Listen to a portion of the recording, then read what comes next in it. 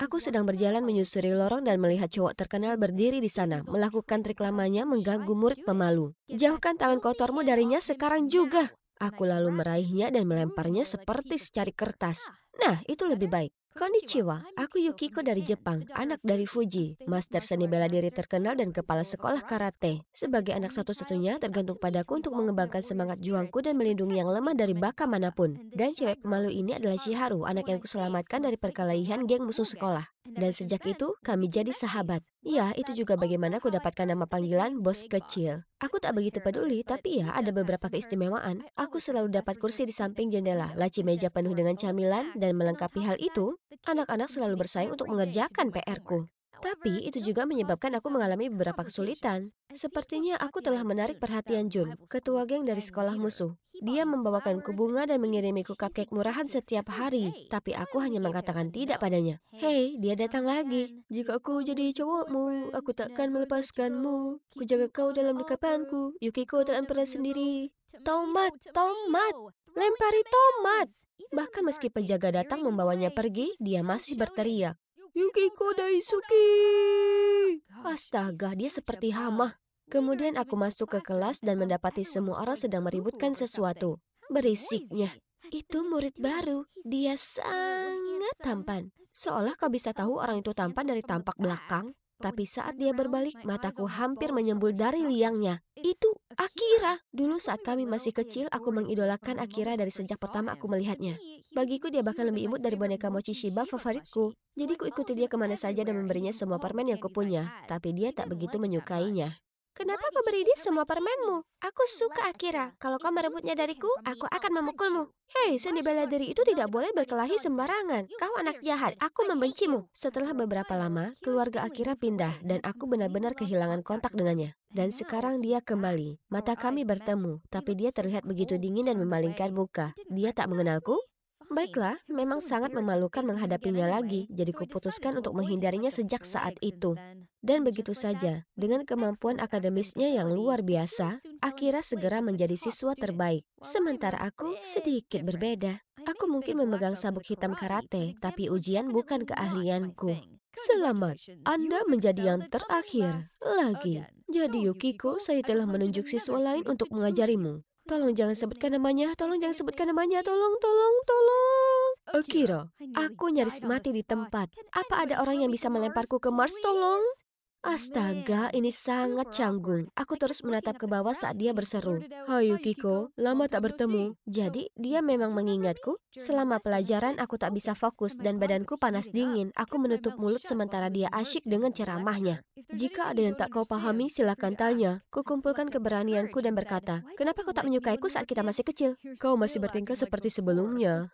Aku berusaha mengajarimu tapi kepalamu terjebak di awang-awang. Fokus. Dia tak bilang dia membenciku, ya kan? Hatiku kembali berdebar-debar lagi. Kurasa aku harus berusaha lebih keras untuk dapatkan perhatiannya. Tapi semuanya tak persis berjalan seperti yang direncanakan. Selama pelajaran dengan Akira, ponselku terus berdering panggilan dan pesan. Sepertinya para premanku dalam masalah dan mereka butuh bantuanku. Kucoba sebisanya untuk mengabaikannya, tapi aku akhirnya menyerah. Ada yang harus kulakukan. Aku akan segera kembali. Hei, para idiot itu. Mereka selalu berulah. Kalau begitu serahkan padaku. Masalah selesai. Hanya saja, kalian beruntung. Aku datang ke sini tepat waktu. Tepat waktu untuk menyebabkan lebih banyak masalah. Aku sudah melahap mereka untuk sarapan tanpa dirimu. Kembali ke sekolah, kulihat Akira berdiri di gerbang dengan wajah yang jelas tak begitu senang. Akira, ini tak seperti yang kau pikirkan. Kau merasa sulit untuk belajar, tapi bertarung sepertinya menjadi hal yang alami untukmu, ha? Siapa kau? Beraninya kau bicara dengan cewekku seperti itu? Akira, aku bertarung membantu orang lain. Itu bukan omong kosong. Membantu? Kurasa orang-orang tak berotak hanya tahu bagaimana bicara dengan tinju mereka. Jun segera menerjang Akira, mengangkat tinjunya ke arahnya. Aku harus segera menahannya dan menyuruhnya pergi. Keheningan berlangsung selama beberapa menit, tetapi ketika dia hendak pergi, aku tak tahan lagi. Hanya karena aku menyukaimu lalu kau pikir kau punya hak memandang rendah padaku? Apa? Dengar ini, aku memang menyukaimu, tapi bukan berarti aku akan menyukaimu selamanya. Aku tak peduli, tapi aku minta maaf kalau kebenaran yang kuucapkan membuatmu merasa kalau aku memandang rendah dirimu. Dan kau tahu, kalau kau tak bisa menganggap serius bimbinganku, maka kita sudahi saja. Ya sudah, pergilah, aku tak peduli. Aku, bos besar itu sendiri, punya batasanku dan tak bisa mengejarnya terus-menerus. Tapi tidak dapat kusangkal bahwa ada rasa tidak enak di dasar perutku.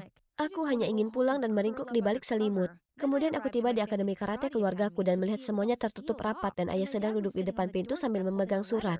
Ayah, apa yang terjadi? Yukiko, ayah bangkrut. Ayah tak punya pilihan kecuali menjual akademi ini ke rentenir. Ayah kehilangan semuanya. Tidak, akademi ini adalah warisan keluarga kami. Hasil kerja keras ayahku. Kami tak bisa menutupnya. Jadi kuikuti alamat di surat itu, tapi di sana kutemui orang tak terduga. Jun, ternyata ayahnya adalah kreditur ayahku.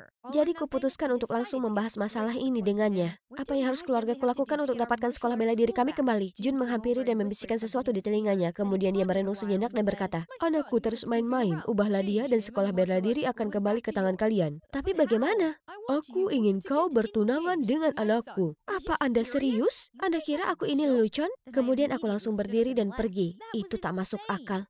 Hei, kenapa kau bersikap begitu? Kau masih tanya kenapa? Itu karena cowok itu, ya kan? Dia cuma cowok sok tahu yang bahkan tidak menyukaimu. Kau tak tahu apapun. Dia juga menyukaiku. Kurasa, benarkah begitu? Kalau begitu buktikan. Buatlah akhirnya jatuh hati padamu dalam 2 minggu. Dan akan kuyakinkan ayahku untuk memperpanjang tenggat waktu hingga 3 bulan. Kalau gagal, kita bertunangan. Akulah orang yang selalu berada di sisimu. Tak mungkin aku setuju dengan kesepakatan bodohmu. Silakan, menolak. Sekolah bela diri itu akan tutup permanen besok. Tunggu, baiklah, aku setuju. Syukurlah aku punya Chiharu, guru cinta untuk membantuku menyusun skema dapatkan Akira. Meskipun dia jomblo, abadi. Pertama-tama aku katakan pada gengku kalau Akira akan jadi pacarku dan juga bos mereka. Jadi dia pantas mendapatkan layanan spesial. Kemanapun dia pergi, siswa lain menunduk 90 derajat untuk menyapanya. Mereka memenuhi setiap kebutuhannya, membawakan tasnya, dan selalu siap melayaninya. Tapi dia terlihat tidak begitu nyaman dengan hal ini. Suruh preman-premanmu hentikan omong kosong mereka. Oke, selama kau setuju dengan persyaratanku. Apa? Bimbing aku lagi. Oh, dan makan siang bersama. Pergi dan pulang dari sekolah? Aku tak bisa. Baiklah kalau begitu. Guys? Baiklah. Yang kedua, kau perlu temukan apa yang disukai Akira. Tapi dia akan menolak memberi jawaban pertanyaanku pastinya. Survei komite palsuku akan menjawab itu. Kemudian dia membagikan kertas tersebut ke seluruh kelas. Chiharuku yang kikuk ini berhasil kali ini.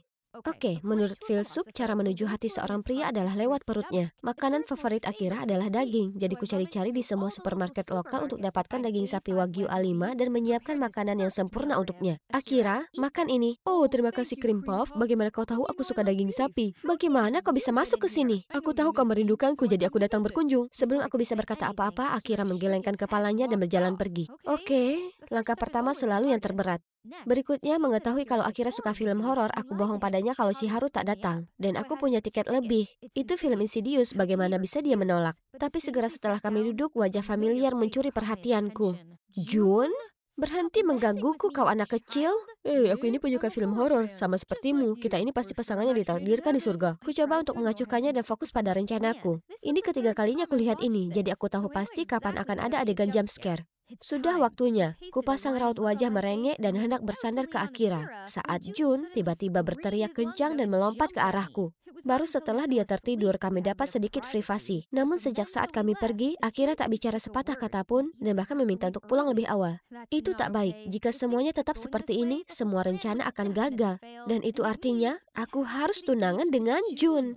Tidak. Hari berikutnya aku sedang tak bersemangat untuk berurusan dengan teman-temanku, jadi aku berlama-lama di kelas dan membaca catatan Akira. Oh, apa ini? Jadi dia memang peduli padaku, aku bisa melihat secerca harapan. Akira, aku ingin memperbaiki pelajaranku. Bantu aku? Oh, oke. Aku sedang di luar menunggu Akira yang beli bubble tea untuk kami berdua sebelum kami mulai, saat tiba-tiba ada pencuri yang keluar dan merebut tas wanita tua ini. Aku terjun ke sana untuk membantu, tapi dia menjatuhkanku ke tanah lalu kabur. Ini, silakan. Kau berkelahi lagi? Apa kau punya hal lain yang lebih baik untuk dilakukan? Aku tidak Lupakan saja. Gadis muda pemberani ini membantuku. Apa? Tak usah berkata lagi. Aku ini orang yang buruk bagaimanapun juga. Kemudian aku bergegas pergi tanpa menoleh ke belakang. Aku sangat bodoh berusaha mendapatkan perasaan orang yang tak peka itu. Kemudian lututku tiba-tiba ambruk. Tepat di saat itu ada tangan yang meraihku lalu dengan lembut membalut perban di lututku. Tinggalkan aku sendiri. Naiklah ke punggungku. Diamlah. Ayo. Aku tak bisa menahan senyum di balik cemberutku dan jantungku berdegup kencang. Aku naik ke punggungnya dan melingkarkan lenganku ke lehernya. Hei, aku minta maaf. Aku tak tahu kalau kau. Tak apa. Apa kau bodoh? Kaki yang terluka masih belum cukup? Itu bukan apa-apa dan kau tak perlu menggendongku seperti ini. Apa aku berat? Apa? Kalau ku katakan ya, apa kau akan lompat turun? Tak mau. Setelah hari itu, Akira berubah terhadapku. Dia ikut makan siang denganku dan bahkan memberiku cupcake imut. Dan setuju pergi ke kafe kucing denganku meskipun dia alergi. Dan kelas-kelas pun berjalan lancar karena dia manis bagaikan lollipop dan menjawab semua pertanyaan konyolku. Suatu kali aku bahkan tak sengaja melihatnya meletakkan banyak sekali perban luka di lokerku. Oh, memenangkan taruhan tak terlihat begitu mustahil kalau begitu. Tapi tiba-tiba seorang gadis mendekatinya. Itu Amaya, cewek paling populer di sekolah. Mereka ngobrol renyah, lalu dia maju mendekat dan membisikkan sesuatu kepadanya. Wajahnya tiba-tiba berubah jadi dingin, lalu dia berjalan pergi. Aku hendak mengejarnya saat ponselku berbunyi. Tak bisa mengajarmu hari ini, aku ada audisi drama. Jadi ternyata Akira dan Amaya keduanya ada di drama ini. Baiklah, kalau Akira Romeo, maka aku harus menjadi Juliet. Aku berhasil ke babak final dengan energi bos besarku, yang artinya aku harus memerankan adegan dengan Akira untuk lihat siapa yang menjadi pemeran utama antara aku dan Amaya. Ya ampun, lihat mereka. Begitu lengket untuk apa? Ular itu di sekujur Akiraku yang malang bagaikan ruam. Jika Chiharu tak terus menahanku, aku pasti sudah melompat ke sana dan memarahinya. Dan sekarang tiba waktuku untuk bersinar. Tapi kenapa wajah Akira muram? Tak masalah, mungkin Akira berusaha menjadi profesional? Kebajikanku tidak terbatas seperti lautan. Cintaku sama menawannya bagai hidung anak anjing. Iya, jadi aku mungkin lupa kata-katanya tapi tidak terlalu buruk. Dia mungkin memilihku karena aku berpikir cepat dan aku pilih Amaya, Bu. Hei, kenapa kau memilihnya? Kau seharusnya tak tanya padaku, tanya dirimu sendiri. Kemudian dia pergi dengan Amaya tanpa melirikku. Tapi hari ini akhir dari tenggat waktu 2 minggu. Kukira kau juga punya perasaan yang sama padaku. Hari itu, hujan turun. Aku jalan susah payah ke rumah. Semuanya runtuh, air mata dan hujan jatuh membasahi wajahku. Semua sudah berakhir. Taruhan yang kumainkan, cowok yang kucintai. Aku harusnya paham bahwa akulah yang jadi pecundang semenjak awal. Lewat mataku yang berkaca-kaca, kulihat John berlari ke arahku. Yukiko, ada masalah apa? Beritahu aku. Aku kalah. Apa? Taruhan di antara kita. Aku kalah. Aku salah. Soal semuanya. Siapa yang peduli soal taruhan? Kau bisa kena demam. Kau tahu, ayo masuk. Tapi kenapa kau di sini? Aku tidak peduli ini terlambat atau tidak. Aku akan memberitahumu. Aku tahu aku tak sempurna sepertinya. Aku mengatakan hal yang keliru. Aku pelupa sepanjang waktu. Tapi aku bisa melindungimu dan tak akan menyakitimu. Jadi maukah kau menikahiku? Kepalaku berputar dan dalam kondisi lemah aku berkata, ya, paling tidak aku bisa selamatkan sekolah ayahku dan bersama dengan orang yang tepat yang sungguh peduli padaku daripada mengejar bajingan yang punya pikiran begitu rendah tentangku. Kuceritakan hal ini pada Chiharu dan keluargaku, tapi tetap merahasiakannya dari semua orang. Awalnya ayahku tak menyetujuinya, tapi melihat tekadku yang bulat dengan enggan ia setuju. Ini hari pengukuran pakaian kami. Aku dan Jun mendiskusikan pernikahan kami. Tapi sepertinya dia teralihkan dan terus memeriksa ponselnya. Kemudian dia harus menerima panggilan dan bergegas keluar. Merasakan ada sesuatu yang janggal, aku mengikutinya. Hah? Kenapa dia berbicara pada Amaya? Kau harus berterima kasih padaku atas tunangan barumu. Kutanyakan pada Akira mengenai taruhanmu. Kerja yang sempurna, sesuai janji. Ini bukan soal uang, ini soal menjadikan Akira milikku. Aku tak paham kenapa baik kau dan Yukiko yang cantik suka sekali cowok itu. Oh iya, Yukiko sedang menungguku. Aku harus pergi. Aku tak percaya apa yang ada di depanku. Apa yang kalian berdua lakukan di sini? Jadi itu kau yang merekayasa semuanya selama ini? Tidak Yukiko, biar ku jelaskan. Aku percaya padamu Jun, tapi lihat apa yang sudah kau perbuat. Kau tahu, kau menang. Lakukan yang terburuk. Aku tak peduli lagi. Lalu aku lari pulang secepat mungkin. Kenapa semua cowok membodohiku seperti itu? Tepat saat aku merasa lebih putus asa dari yang sebelumnya, kutemui orang yang paling tidak ingin kutemui. Apa yang Akira lakukan di sini? Yukiko, ayo kita bicara. Tak ada yang perlu kita bicarakan. Chiharu menceritakan apa yang sedang kau lakukan. Kau tak bisa menikahi Jun. Kau menyukaiku, jadi kau tak boleh jatuh cinta pada orang lain begitu mudahnya. Apa? Jadi kau sekarang jadi pengendali perasaanku? Bukankah kau dengan Amaya? Tidak, dan tak pernah. Dengar, aku sangat marah mengetahui aku ini cuma bagian dari taruhanmu dengan Jun. Jadi kuacuhkan dirimu, tapi kemudian harus cerita padaku kenapa kau melakukannya dan membuatku paham. Memangnya kenapa? Lagi pula, kau tak pernah menyukaiku. Aku ini tak lembut, terlalu galak seperti yang kau bilang sebelumnya. Jangan mengasihaniku. Aku tak begitu, hanya saja aku memang menyukaimu. Awalnya kukira kau ini tipe orang yang akan gunakan kekerasan untuk menyelesaikan masalah apapun. Tapi semakin aku mengenalmu, semakin aku belajar akan hatimu yang tulus. Seharusnya aku tak menilaimu terlalu cepat. Aku minta maaf. Apa yang terjadi? Apa aku bermimpi? Tapi tidak, Akira, gebetanku selama 7 tahun, baru saja mengakui cintanya padaku. Jadi aku dan Akira akhirnya bersama. Jun sangat marah tentang ini. Tapi dia menepati kata-katanya dan sekarang ayah punya waktu 3 bulan untuk melunasi hutangnya. Aku membantunya dengan mengajar kelas karate untuk hasilkan uang. Sesuatu yang sangat kunikmati. Semuanya berjalan baik, terlalu baik. Hingga, Yukiko, aku harus memberitahumu sesuatu. Aku harus pergi studi ke luar negeri. Aku akan pergi besok. Apa? Aku tak paham, kenapa begitu mendadak? Aku sudah menyiapkan ini berbulan-bulan lalu, tapi aku tak bisa memberitahumu, aku tak mau membuatmu sedih. Maukah kau menungguku? Tentu saja tidak. Aku mungkin akan bosan dan mulai menyukai orang lain saat itu.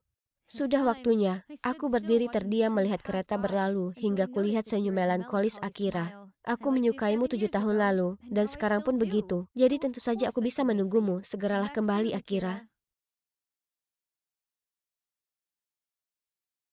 Biar ku beritahu kalian sesuatu yang sangat penting. Aku mengidap akrofobia. Jika ini merupakan mimpi buruk bagiku, aku sama sekali tak ingin berada di sini. Oh, dan cowok yang berada di seberang sana itu Charlie. Dia pacarku, tapi aku sebenarnya tak suka dengannya seperti itu. Jadi, kalian mungkin bertanya bagaimana aku berakhir di sini. 200 meter di atas permukaan tanah dan hendak lakukan lompatan menakutkan ini? Nah, mari kita mulai dari awal. Hai, aku Luna. Cewek SMA 17 tahun dari kota kecil di New South Wales. Tumbuh besar, aku sangat ingin menyenangkan ibu tunggalku yang pekerja keras. Masalahnya, ia hampir selalu letih dan mudah marah. Jadi tak peduli apapun yang kukatakan atau kulakukan, biasanya selalu dianggap salah. Kalimat paling umum yang terucap dari mulutnya adalah, "Kalau kau ingin aku menyayangimu, kau harus jadi baik." Aku ingin ia mencintaiku lebih dari apapun di dunia ini, jadi kulakukan apa saja yang kubisa untuk menenangkan hatinya. Ini menyebabkan kebutuhan untuk membuat semua orang senang dan membuatku merasa takut dibenci oleh orang lain. Jika ku buat orang lain senang, maka mereka akan menyukaiku, ya kan? Jadi, kapanpun seseorang memintaku untuk mengerjakan PR-nya atau menggantikannya saat piket, maka kulakukan tanpa ragu. Dan jika muncul perdebatan atau situasi canggung, entah apa aku yang salah atau bukan, aku selalu minta maaf duluan. Pada umur 15, aku pindah ke Sydney sendiri untuk masuk SMA. Dan itulah saat aku ketemu Margo. Dia benar-benar kebalikanku, tapi ini tak menghentikan kami jadi teman baik. Dia itu mandiri, berani dan tak biarkan orang lain menekannya melakukan apapun yang tak mau dia lakukan. Haduh, andai aku lebih sepertinya, pasti aku bisa terhindar dari banyak masalah. Pernah kami dapat tugas kelompok di pelajaran biologi dan kebetulan aku sekelompok dengan cewek populer ini. Sehari sebelum tenggat waktu, mereka berdua mengirim pesan padaku, mengatakan mereka sakit dan memintaku mengerjakan bagian mereka. Ini tugas yang banyak untuk satu orang, tapi aku tak ingin mengecewakan mereka, jadi aku setuju. Tapi kemudian malam itu, saat aku sedang melihat-lihat Instagramku selama rehat sejenak setelah berjam-jam belajar, kulihat mereka datang ke suatu pesta. Apa? Jadi mereka bohong padaku supaya bisa keluar dan bersenang-senang dan meninggalkanku sendiri di rumah mengerjakan PR mereka? Astaga, ingin ku ambil pena ini dan melemparkannya tepat ke muka bebek bodoh mereka itu. Bagaimana bisa itu dianggap imut? Tapi siapa yang kuajak bercanda? Aku tahu betul aku takkan pernah bisa katakan pada mereka apa yang sebenarnya kupikirkan tentang mereka. Jadi ku ambil pena itu dan melanjutkan beban tugas yang dimaksudkan untuk 3 orang itu. Sendirian. Aku begadang semalaman dan minum 2 kali minuman energi, tapi itu tugas yang terlalu banyak bagi satu orang untuk selesai tepat waktu. Tugas kami atau sebaiknya ku sebut tugasku kena pengurangan poin karena pengumpulan yang terlambat. Yang entah kenapa membuat cewek-cewek populer itu marah. Apa yang sudah kau kerjakan? Bagaimana bisa kau kumpulkan tugasnya terlambat? Aku minta maaf, hanya saja mengerjakan semuanya sendiri terlalu berat untukku. Oh, yang benar saja. Kau punya seharian penuh untuk mengerjakannya. Itu semua karena manajemen waktumu yang payah. Tepat di saat itu, Margo muncul, entah dari mana, dan menyela kami. Jika kalian begitu peduli dengan nilai kalian, maka kalian pasti akan bantu Luna menyelesaikannya. Bukannya malah pergi ke pesta tak jelas. Bagaimana kalau kulaporkan kalian ke guru supaya mencoret nama kalian dari... Margo, cukup. Maaf, jangan pedulikan dia. Kemudian aku menarik Margo pergi. Meminta maaf pada mereka itu hal konyol untuk dilakukan. Itu bukan salahmu. Aku tahu ini bukan salahku, tapi tak ada gunanya membuat keributan, ya kan? Baiklah, kalau begitu, akan kubiarkan kau sendiri dengan semua masalah yang kau timbulkan sendiri. Aku tak peduli lagi. Oh tidak, aku tak bermaksud membuat Margo marah. Aku langsung minta maaf padanya. Dia satu-satunya sahabatku, lalu kuajak dia minum milkshake untuk baikan. Seminggu setelahnya, di hari klub sukarelawanku berdagang limun untuk menggalang dana amal anak-anak, aku tiba-tiba merasa sakit. Oh tidak, aku terus beritahu semua orang di klub betapa pentingnya acara ini, tapi sekarang aku yang akan absen. Betapa memalukannya, aku perlu tunjukkan ke mereka betapa tulusnya aku. Kukirim pesan ke ketua klub kalau aku sakit, tapi kalau klub begitu membutuhkanku, aku masih bisa usahakan berpartisipasi. Sekarang akhirnya aku bisa tidur. Sebelum aku sempat meringkuk di ranjang, dia mengirim pesan balik mengatakan betapa mereka butuh bantuanku. Jadi akan baik sekali jika aku bisa datang. Oh tidak, apa aku harus menyeret diriku yang demam ini ke sana? Tak tahu harus berbuat apa, aku minta saran Margo, tapi dia menggertakku. Kalau kau tahu kau tak bisa datang, kenapa menyarankan sebaliknya? Orang-orang akan selalu memanfaatkanmu jika kau biarkan mereka. Jadi bilang saja kalau kau sakit dan tak bisa datang. Lalu dia bilang klub musiknya akan ada acara makan malam malam ini. Tapi dia sudah putuskan akan menikmati sesi memanjakan diri malam ini. Jadi dia langsung beritahu mereka kalau dia sudah ada acara. Margot benar, jika aku lakukan seperti yang dilakukannya sejak awal. Aku tak perlu cari alasan untuk berkata tidak ke semua orang. Akhirnya aku kirim pesan ke ketua klub, aku takut menulari semua orang, jadi akhirnya aku tinggal di rumah. Lalu aku tertidur dan mendapati kekhawatiranku mengganggu mimpiku. Hari berikutnya aku merasa lebih baik, jadi setelah kelas aku mampir ke klub. Tapi aku merasakan suasana aneh dari semua orang. Kemudian aku tanya ke ketua klub berapa banyak uang telah kami kumpulkan dari acara itu, dia sungguh mengacukanku. Oh tidak, dia jelas masih marah padaku karena mengecewakannya. Aku terhanyut dalam lamunan saat tiba-tiba seseorang menepukku di pundak. Ku dengar kau sakit, apa kau merasa baikan sekarang? Itu Charlie, salah satu anggota klub. Dia memberitahuku di hari aku sakit, dia menawarkan diri mengambil alih semua tugasku.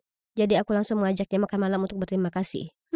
Mungkin dia salah paham dengan niatan baikku, karena setelahnya dia menghujaniku dengan pesan, telepon, dan meme lebay. Tapi suatu hari, sementara kami berdua jalan berdua, Charlie tiba-tiba berhenti dan meraih tanganku.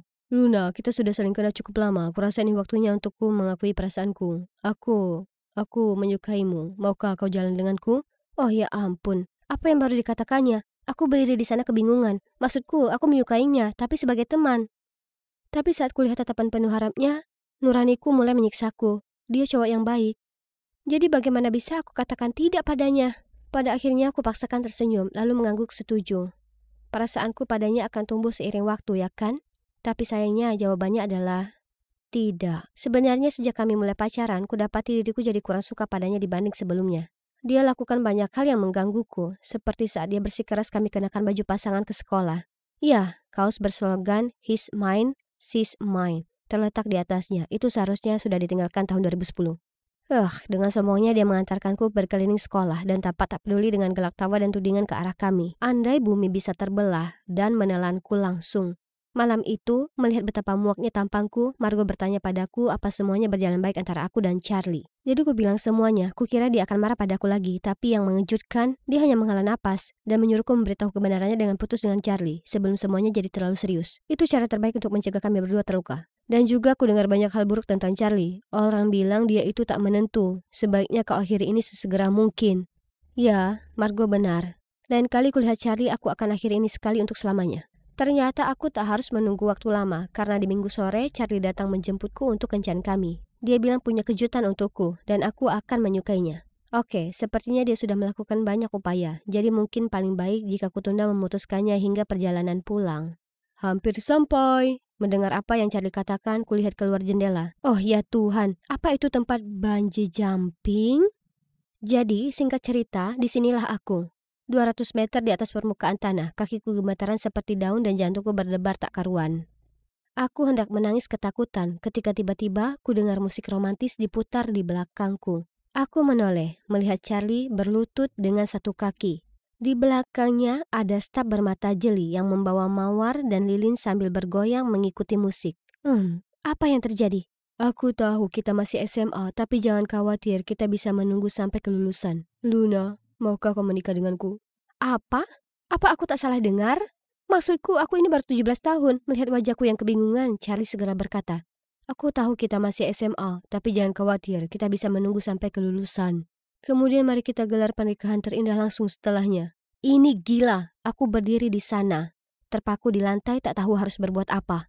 Dan melihat semua orang memandangku dan menungguku membuat aku semakin merasa tertekan.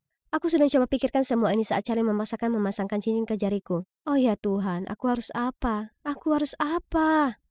Ya, dengan gaya klasikku, aku tak melakukan apa-apa. Tanganku yang bodoh membeku di tempatnya, dan pada akhirnya berakhir seperti ini. Tidak, aku tak bisa biarkan ini terjadi. Charlie, sebenarnya aku tak punya perasaan padamu. Aku hendak memberitahumu hari ini, tapi aku tak mengira semuanya berakhir seperti ini. Kau bercanda denganku, kan? Kalau kau tak menyukaiku, tak mungkin kau biarkan aku sematkan cincin itu sebelumnya. Jadi, ku jelaskan semuanya ke Charlie. Wajahnya jadi muram karena kecewa. Aku merasa sangat bersalah. Harusnya aku tegas dengannya sejak awal supaya tak satupun hal ini terjadi. Kita masih bisa berteman, ya kan? Aku bertanya, tapi Charlie menjawab bahkan tanpa menatapku. Kalau kau tak menyukaiku, lalu kenapa memberiku harapan? Ada apa dengan nada tanpa emosi itu? Kurasakan dia berubah menjadi orang yang benar-benar berbeda. Takut aku terdiam, tak berani mengucap sepatah kata pun. Aku akan pulang sebentar lagi dan jauh dari suasana menyesakkan ini. Tapi saat Charlie mengemudi, kuperhatikan bagaimana keadaan sekitar jadi makin asing dan asing. Ini jelas bukan jalan menuju asrama. Akhirnya mobil berhenti di sebuah lokasi konstruksi terbengkalai. Luna keluarlah dari mobil. Merasakan nada bicaranya yang marah, aku lakukan seperti yang dikatakannya. Kau bisa tinggal di sini sampai kau tahu bahwa kita ditakdirkan untuk satu sama lain. Lalu teleponlah aku.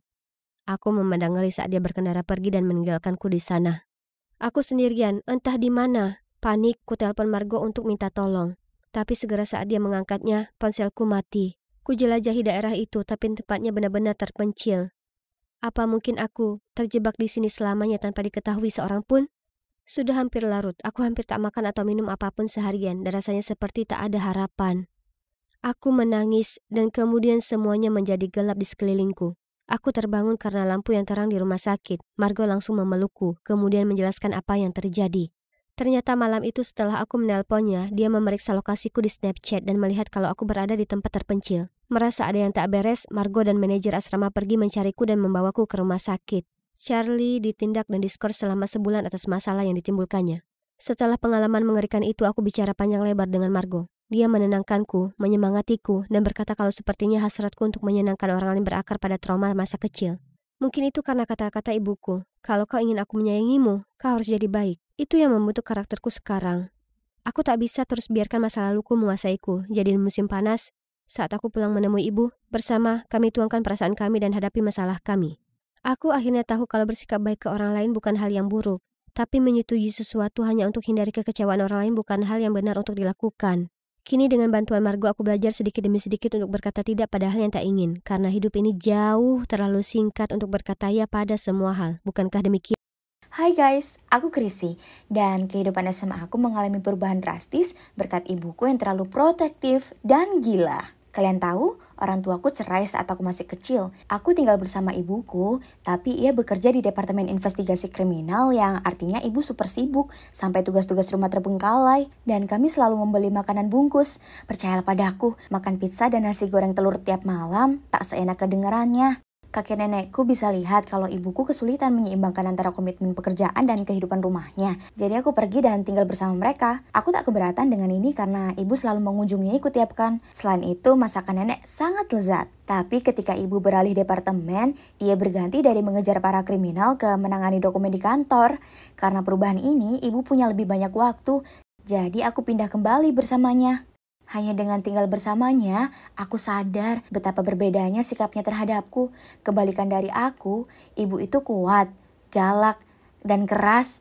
Pada dasarnya ibu seperti lelaki, sementara aku gadis manis yang gemar memakai pakaian cantik dan menonton film lucu. Kalian bisa bayangkan ketakutanku saat kuundang sahabatku Sharon datang ke rumah. Dan ibu mondar-mandir di rumah pakai tank top bergambar tengkorak, jeans belel, dan sepatu boot pengendara motor. Ia tampak seperti akan ikut rally sepeda. Yah, ini gayanya seperti biasa. Tapi kuharap setidaknya ia akan bersikap normal sekali saja saat ada tamu. Sungguh lebay, usianya hampir 40, bukan 15. Kemudian di hari pertama aku SMA, ibu memaksa untuk mengantar dan menjemputku karena ia khawatir bisa jadi ada pembuat onar di bus. Yep. Aku tahu ini konyol, maksudku seberapa rapuh ya pikir aku ini, tapi aku tak mau mengecewakannya. Jadi dengan enggan aku setuju. Sekolah berakhir dan aku sedang mengobrol dengan teman-temanku sementara menunggu ibu muncul. Ketika tiba-tiba kami mendengar suara mesin motor datang menuju sekolah. Aku dan teman-temanku bersemangat dan bersiul saat kami kira cowok ganteng sedang melintas. Tapi kemudian mereka berhenti di dekat kami dan melepaskan helm mereka. Aku sungguh ingin pingsan. Itu adalah ibuku tersayang. Oh, Tuhan yang baik. Apa yang sedang ia lakukan? Ibuku berteriak dengan gembira, "Hey Chrissy, ayo naik." Lalu ia mengulurkan helm cadangannya kepadaku. Aku bersumpah, rasanya seluruh sekolah ada di luar melihat kami. Sungguh memalukan. Saat kami sampai di rumah, aku bertanya padanya dari mana motor itu. Ibu menjawab, "Apa? Oh, maksudmu Eleanor? Aku baru saja membelinya minggu lalu. Cuacanya sangat menyenangkan hari ini, jadi kupikir aku akan mengajaknya." Ya, kalian tak salah dengar. Ibuku memberi nama motor itu seperti Eleanor Roosevelt. Tak dapat dipercaya. Rasa malu ini tak hanya sampai di situ. Oh tidak, suatu hari guruku menginformasikan pada kami bahwa besok sepulang sekolah ada pertemuan guru dan orang tua. Aku tak bisa membiarkan ibuku muncul dengan pakaian remaja pemberontak, jadi ku cari dalam lemarinya sesuatu yang keibuan. Tidak ada, yang dimiliki ibu hanyalah kaos, celana pendek sobek dan baju crop top. Jadi ku cari di internet dan ku temukan gaun biru yang cantik ini, lalu ku minta ibu untuk membelinya. Keesokan harinya setelah sekolah, ku tunggu ibuku di ruang acara. Semua orang tua sudah ada di sana, hanya ibuku yang tak ada. Aku hendak menelponnya ketika tiba-tiba seseorang memasuki ruangan. Ya, Tuhanku. Seseorang tolong hajar aku sekarang juga. Itu adalah ibuku dan kalian tak akan percaya apa yang ibu kenakan. Tidak, itu bukan gaun biru itu. Sebaliknya, itu baju kulit hitam super ketat, kacamata hitam, hak tinggi 10 inci, dan kalung cokor hitam. Ibu tampak seperti berada dalam film vampir. Semua orang ternganga melihatnya. Kurasa beberapa ayah bahkan sedikit ngiler. Saat kutanyakan hal itu padanya, ia hanya mengangkat bahu dan berkata, "Sayang, gaun ini lebih seperti gayaku daripada gaun biru keibuan itu. Sekarang, secara resmi, ini adalah momen paling memalukan nomor 1. Terima kasih, Bu." Kenapa dia tak bisa jadi sepertiku? Maksudku, aku mulai berpikir kalau akulah yang dewasa di sini, bukan ibu. Rasa malu ini tak selesai di situ. Sebaliknya, ibu justru meningkatkannya. Sekolahku merencanakan trip berkemah dan aku bersemangat sekali akan hal itu. Ibu ingin ikut pergi dan mengawasiku. Tapi dengan tegas ku katakan, tidak. Ibu mulai mengatakan, "Tapi sayang, kamu tak tahu betapa bahayanya hutan itu. Bagaimana jika kamu tergigit ular? Apa kamu tahu cara mengatasi hal itu?" Kurasa tidak. Apa? Ia kembali bersikap konyol. Kami berdebat sebentar, tapi pada akhirnya ibu setuju membiarkan aku pergi tanpanya. Trip itu sangat menyenangkan, dan beberapa cowok tampan bertanya pada Sharon dan aku apa kami mau ikut berenang di danau. Tentu saja, kami mengiyakan. Maksudku, lihat mereka. Mereka sangat tampan. Tiba-tiba aku dengar jeritan, itu adalah Sharon. Dia bilang ada seseorang yang sembunyi di semak-semak memperhatikan kami. Itu sungguh menyeramkan. Para cowok tampan itu bilang mereka akan pergi memeriksanya. Tapi kemudian orang ini keluar dari semak-semak dan melempar judo ke mereka. Tunggu dulu, aku tahu gerakan itu. Apa mungkin? Oh tidak, itu ibuku. Apa yang ibu kenakan? Ibu memakai pakaian tentara lengkap. Ia bahkan membawa teropong. Ya ampun ibu, apa yang ibu lakukan berdandan seperti G.I. Joe? Aku tak bisa menahan tangis dan berteriak, "Ya Tuhanku, kenapa ibu tak bisa tinggalkan aku sendiri? Ibu kacaukan semuanya." Kemudian aku lari kembali ke perkemahan.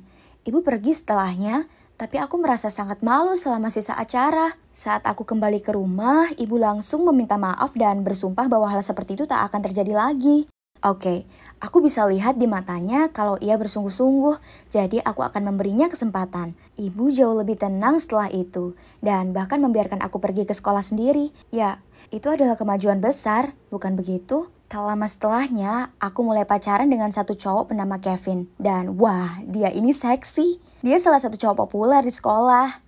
Jadi aku masih tak percaya dia memilihku.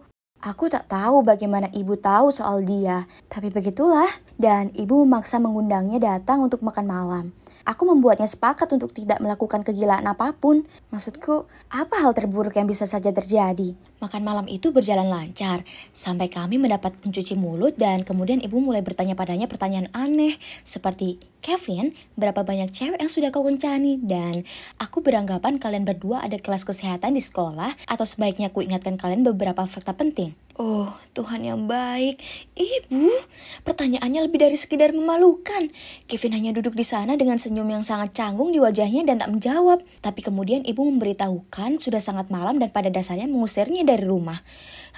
Ini baru jam 8:30.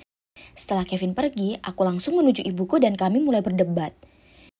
Ibu sudah setuju tak melakukan hal gila. Kenapa ibu tak bisa bersikap seperti ibu normal? Ia menjawab, "Oh sayang, Kevin itu sangat tampan, tapi dia tak baik untukmu." Aku tahu tipenya. Mereka hanya ingin mengambil keuntungan dari cewek feminin sepertimu. Apa? Cewek feminin sepertiku? Apa maksudnya itu? Aku balas berteriak. Ibu melakukannya lagi. Ibu bersikap terlalu protektif. Itu karena kamu tak cukup tangguh. Jika kamu tak terlalu feminin dan jadi jagoan seperti ibumu ini, aku tak perlu menjagamu sepanjang waktu. Aku bergegas ke atas, ke kamarku dan membanting pintu. Aku sangat ingin membuktikan padanya kalau ia salah soal Kevin dan aku tak perlu perlindungannya. Untungnya ibu belum menakut-nakuti Kevin. Kevin memberitahuku kalau orang tuanya juga sangat memalukan. Suatu malam, Kevin mengajakku ke sebuah restoran bagus. Terdapat lilin, musik live, dan makanannya yang lezat. Sungguh romantis. Kemudian dia menyentuh tanganku dan mendekat. Ini sangat menyenangkan. Aku akan mendapatkan ciuman pertamaku. Tiba-tiba ada yang menggebrak meja di dekat kami dan mengacaukan momen itu. Itulah saat ku perhatikan mereka punya gantungan kunci di tasnya yang kelihatan sama persis seperti yang ku buat dulu di perkemahan musim panas. Aku berdiri dan jalan ke meja itu. Seorang wanita paruh baya berambut pirang dan kacamata hitam sedang duduk di sana. Aku berusaha lihat wajahnya, tapi sepertinya dia menjauhiku. Aku melihat lebih dekat dan aku tak percaya. Ku tarik lepas rambut palsu itu dari kepalanya dan ya, itu ibuku tersayang. Lagi. Jujur saja, aku tak mau lagi berdebat dengannya. Hari ini adalah bukti bahwa dia tak bisa berubah. Jadi dengan suara tenang hanya kukatakan, aku membencimu ibu. Ibu adalah ibu terburuk yang pernah ada. Kemudian kuraih tangan Kevin dan lari keluar dari sana. Oke, mungkin yang kukatakan sedikit kasar, tapi dia baru saja mengacaukan apa yang bisa saja jadi ciuman pertamaku. Aku tak bisa konsentrasi pada kencan kami setelah itu, jadi ku minta Kevin untuk mengantarku pulang. Tapi yang mengejutkanku, dia membawaku kembali ke tempatnya. Aku tahu apa artinya itu. Tapi aku belum siap untuk hal itu sama sekali, jadi ku bilang padanya aku akan naik Uber. Tiba-tiba dia mencengkram lenganku dan berusaha menyeretku masuk ke rumahnya. Aku tak percaya ini terjadi, ibu benar sekali tentangnya. Aku panik, tapi kemudian aku ingat hal penting yang ibu ajarkan padaku. Jadi kugunakan gerakan judo ciri khasnya pada Kevin. Itu berhasil karena dia terbaring di tanah dan mengarang kesakitan. Saat itulah saat ibu datang naik motornya. Segera saat aku melihatnya, aku berlari ke arahnya, mendekapnya erat dan menangis seperti bayi di pelukannya. Kalian pasti bertanya-tanya bagaimana ibuku menemukanku. Ya, saat Kevin datang makan malam, ibu mencuri ponselnya dan menyadapnya. Jadi ibu punya akses ke semua pesan dan lokasinya. Jadi setelah aku menyeret Kevin keluar restoran, Kevin mengirim pesan ke temannya mengatakan dia akan berusaha meniduriku. Apapun caranya yang dimana dibaca ibuku. Jadi ibu bergegas menyelamatkanku. Ya Tuhan, itu sangat tidak benar. Tapi apa yang bisa kalian harapkan dari seorang investigator kriminal? Saat kami tiba di rumah, kami bicara serius. Yang mengejutkanku, ibu mengakui bahwa ibu salah tentangku. Ibu melihat bagaimana aku bisa menjaga diriku sendiri. Gerakan judo yang kulakukan ke Kevin sangat membuatnya terkesan. Lihat kan, cewek feminin juga bisa menendang orang juga.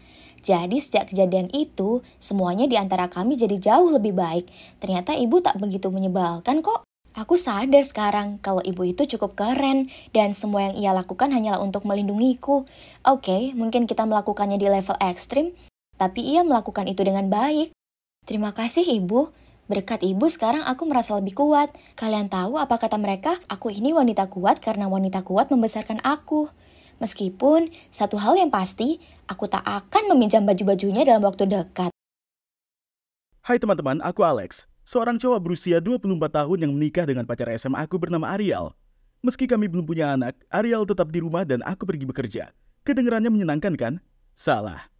Kalian tahu, istriku yang dulu manis dan penuh kasih sayang sekarang menjadi orang yang suka mengontrol dan pemarah. Jangan salah paham, aku masih sangat mencintainya. Tapi, ya, aku bercanda. Aku hanyalah suami yang dikuasai istri yang tidak pernah berani menentangnya. Aku bukan lagi orang yang bebas, tapi dia bersikeras agar aku mengikuti peraturannya. Dan aku bersumpah dia akan menerapkan sebagian besar peraturan tersebut seiring berjalannya waktu. Tidak boleh pergi keluar dengan teman-teman, tidak boleh bepergian semalaman meskipun ada hubungannya dengan pekerjaan. Makan malam tidak diperbolehkan di luar kecuali aku mengajaknya bersamaku. Tidak boleh berbicara dengan rekan kerja di media sosial. Aku bahkan tidak boleh tertidur lebih dulu kalau tidak dia membangunkanku dengan membentakku. Jika aku berani melanggar peraturan ini, maka aku harus menghadapi konsekuensinya. Dan percayalah, itu tidak layak untuk dipikirkan. Contohnya aku pernah bekerja sampai larut malam, jadi keesokan harinya dia membuatkanku sandwich yang berjamur. Aku tidak menyadarinya sampai aku memakannya. Menjijikan. Di lain waktu, aku mengunjungi orang tua aku sepulang kerja tanpa dia. Jadi dia mengubah baju putihku menjadi berwarna pink. Aku harus pergi bekerja seperti Pink Panther. Dan setiap hari aku pulang kerja dan dia mengeluh tanpa henti, dia bisa mengeluh tentang hal-hal yang paling konyol. Seperti genangan air di luar rumah kami, berarti dia tidak bisa berjalan-jalan karena dia tidak mau sepatunya rusak. Atau dia secara tidak sengaja meminum kopi biasa, bukan kopi tanpa kafein. Dan sekarang dia sakit kepala, dan hal-hal itu terus berlanjut. Selain itu, dia benar-benar stalker. Ya, sepertinya yang dia lakukan sepanjang hari hanyalah memata-matai tetangga kami. Apa kamu tahu kalau tetangga sebelah kanan kita berjalan mengelilingi halaman rumahnya dengan memakai gaun tidur dan sendal berwarna pink milik istrinya? Dan tetangga di seberangnya menyanyikan lagu Natal untuk anjingnya? Siapa yang peduli? Tapi kalau aku berani menguap atau menunjukkan ketidaktertarikan, dia akan membentakku. Jadi aku berpura-pura tertarik dengan mengatakan hal-hal seperti, begitukah? Oh, benar. Silakan lanjutkan. Omelannya tidak berhenti ketika aku sedang bekerja. Dia terus-menerus mengirimku pesan yang menyuruhku pulang lebih awal untuk memperbaiki bola lampu, keran, atau apapun yang berhasil dia buat rusak. Astaga, kenapa akhir-akhir ini banyak sekali barang yang rusak? Apa dia sengaja merusaknya agar aku segera pulang setelah bekerja untuk memperbaikinya? Nah, itu tidak mungkin kan? Suatu kali aku bekerja, dia mengirimiku pesan yang mengatakan kalau mesin cuci bocor di mana-mana dan memintaku untuk memanggil tukang servis. Aku tidak mengerti kenapa bukan dia saja yang meneleponnya, karena aku kan sedang bekerja. Lagi pula aku lupa melakukannya. Jadi dia menelepon nomor kantorku dan memintaku langsung pulang. Masalahnya adalah rekan kerjaku yang menjawab telepon. Anak malang itu sebenarnya harus menjauhkan ponselnya darinya saat dia berteriak begitu keras. Kamu yang merusaknya, jadi pulanglah dan segera perbaiki. Aku mengambil telepon dari rekan kerjaku dan menjawab, "Hah? Apa salahku?"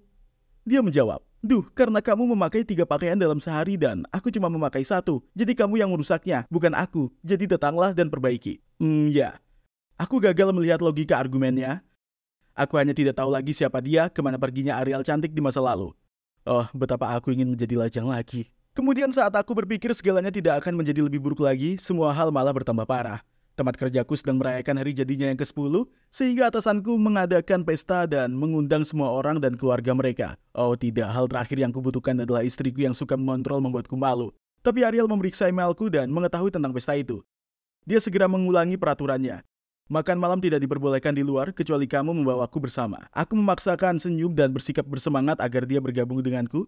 Semoga tidak terjadi apa-apa ya. Kami sudah berada di pesta selama 5 menit dan aku dengan sopan tersenyum pada rekan kerja perempuanku.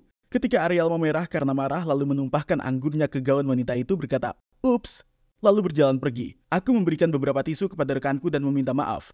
Kenapa Ariel begitu kekanak-kanakan? Aku tidak ingin kehilangan pekerjaan karena kemarahannya. Lalu aku menemukannya sedang berbicara dengan atasanku. Dia sebenarnya meneriaki atasanku karena menyuruhku bekerja lembur terlalu sering. Apa? Bosku tentu saja marah. Sekarang aku yakin aku akan dipecat. Tapi syukurlah melalui keajaiban dan banyak merendahkan diri kepada atasanku, aku tidak kehilangan pekerjaan. Aku merasa sangat sedih dengan semua ini. Jadi pada salah satu waktu istirahat makan siang, aku menelepon temanku, Matthew. Aku sudah mengenalnya selama bertahun-tahun. Faktanya, saat kami masih bersekolah, dia sangat menyukai Ariel dan kami berdua berusaha memenangkan hatinya. Bagaimanapun, itu adalah masa lalu. Aku perlu melampiaskannya. Jadi aku berkata padanya, "Dulu waktu di sekolah, kamu dan aku sama-sama panik mengejar Ariel. Kita bahkan berkelahi demi dia. Dulu aku kira aku yang menang, tapi sekarang menurutku kamulah yang beruntung bisa melarikan diri." Matthew menjawab, "Tahukah kamu, kenapa kehidupan pernikahanmu begitu pengap? Itu karena dia terlalu mencintaimu. Jika kamu membutuhkan lebih banyak kebebasan, ini sangat mudah. Kamu hanya perlu membuat istrimu tidak terlalu mencintaimu. Jangan khawatir, aku di sini untuk membantu." Pada titik ini aku cukup ingin mencoba apapun. Selain itu, dia adalah temanku, jadi dia mendukungku, kan? Jadi rencananya adalah mencarikan Ariel pekerjaan yang sibuk di kota lain. Lalu aku cuma perlu menemuinya di akhir pekan, jadi aku meminta teman lamaku untuk mengizinkan Ariel bekerja sebagai penyiar berita di stasiun radionya yang hampir bangkrut. Ariel begitu bersemangat saat mendapat tawaran pekerjaan itu. Dia memohon padaku untuk berhenti dari pekerjaanku dan pergi bersamanya, tapi aku tidak setuju. Aku membuat alasan bahkan pekerjaanku terlalu bagus untuk dihentikan dan menyemangatinya dia bahwa ini adalah kesempatan yang baik baginya dan bahwa aku akan mengunjunginya di akhir pekan. Setelah itu, kehidupan yang selalu aku rindukan pun tiba. Sungguh menyenangkan pulang kerja dan tidak melihat dia mengomeliku.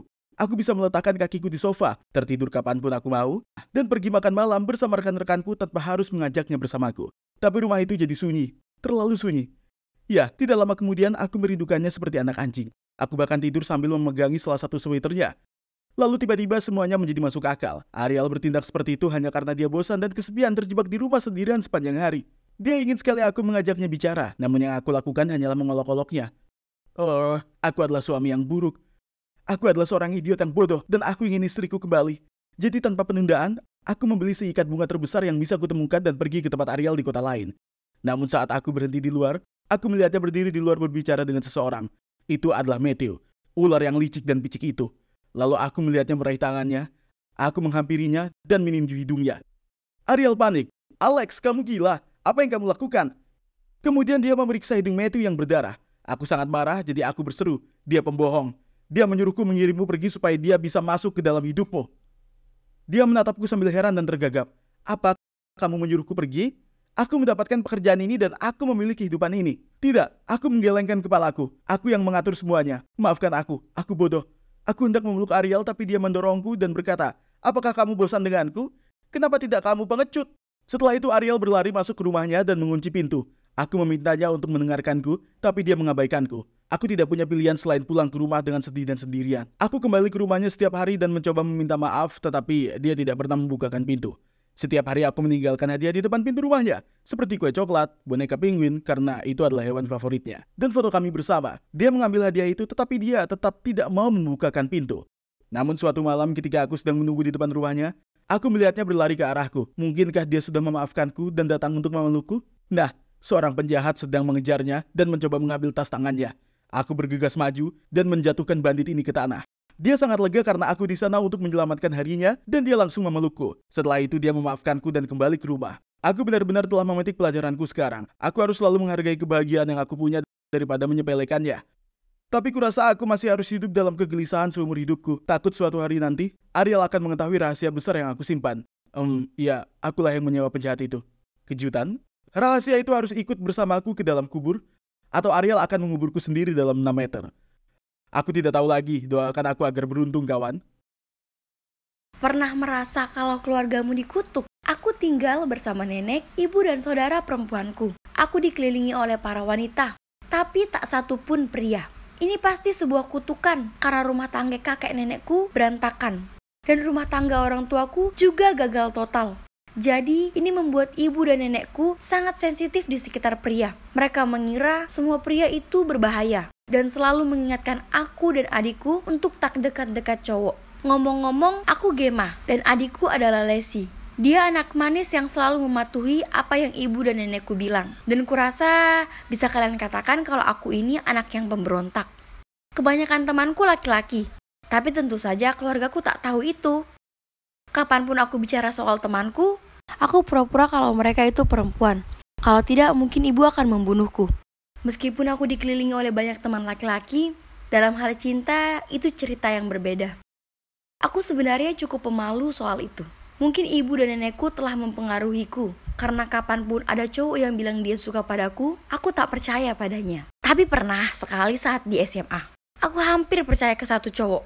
Dia bilang dia sangat tergila-gila padaku, dan bahkan rela mati untukku. Dia sungguhan duduk di depan pintu dari pagi sampai petang, menunggu sampai aku setuju jadi pacarnya. Tapi dia tak lepas dari amarah ibuku. Saat ibu memorgokinya, ibu menyiram seember air padanya. Dan dia langsung lari kabur. Jelas saja, dia tak mau mati untukku kalau begitu. Ada beberapa cowok yang juga mengatakan mereka tak bisa hidup tanpaku. Tapi, aku tetap melihat mereka mondar-mandir dan hidup. Jadi kurasa ibu dan nenekku benar. Laki-laki itu sekelompok pembohong. Tapi, selalu ada pengecualian. Dan pengecualianku ini adalah Brad. Oh, Brad yang menawan. Aku bertemu dengannya di toko kaset. Dan kami berdua mengambil kaset yang sama tepat di saat yang sama. Aku terpesona saat pandangan pertama. Semua peringatan mengenai cowok meninggalkan pandanganku. Aku hampir tak bisa melihat. Mataku berubah menjadi emoji berbentuk hati. Selebihnya adalah sejarah. Kami jatuh cinta dan jadi sepasang kekasih. Dan akhirnya, kukumpulkan keberanian untuk mengajaknya ke rumah. Aku bertaruh tak ada yang bisa menolak cowok ganteng seperti dia, termasuk nenek dan ibuku. Aku tak tahu kalau aku baru saja mengundangnya ke sarang harimau. Segera saat dia masuk ke rumah kami, dia memberi nenekku pelukan dan berkata, "Kamu pasti Ibu Gemma. Aku bisa lihat dari mana dia mendapatkan wajah cantiknya." Lalu dia menengok ke ibuku dan berkata, "Hai Lesi, kau bahkan lebih cantik daripada di foto." Tapi kemudian tentu saja Lesi muncul. Dan kesadaran muncul di wajah Brad. Dan dia tertawa dan berkata dia tak menyangka aku punya nenek dan ibu yang cantik. Ibu dan nenek berusaha keras menyembunyikan kegembiraannya. Dan Brad cuma mengedip padaku. Astaga, dia licik sekali. Hahaha. Di tengah-tengah makan malam, saat Brad pergi ke kamar mandi, kuperhatikan ibu dan nenek saling senyum. Mereka sedang merencanakan sesuatu. Apa yang mereka masukkan dalam makanannya? Aku sama sekali tak percaya pada mereka dan bertanya kepada mereka apa yang terjadi. Tapi mereka hanya tersenyum manis dan berkata, "Tidak ada apa-apa sayang." Kucicipi kentang tumbuk Brad dan rasanya sangat asin. Kutanya mereka kenapa melakukan itu. Dan nenek berkata, "Kami hanya ingin lihat apa dia pembohong seperti laki-laki lain." Sayang, mari kita lihat apa dia akan memilih menjadi pria yang sopan atau jujur. Saat Brad kembali, nenekku menanyakan apa dia menyukai masakannya dan dia mengatakan, "Itu enak sekali, terima kasih. Aku suka Anda tak tanggung-tanggung menggunakan garam. Sangat menonjolkan rasa alami dari kentangnya." Itulah cowokku. Bagus, Brad. Tapi nenek dan ibuku tak mau mengakhiri kejahilan mereka. Mereka bertekad untuk mempermalukan Brad. Ibu meminta Brad membantunya mengambil pencuci mulut di kulkas. Dan ibu meletakkan laba-laba plastik palsu di atas kue itu.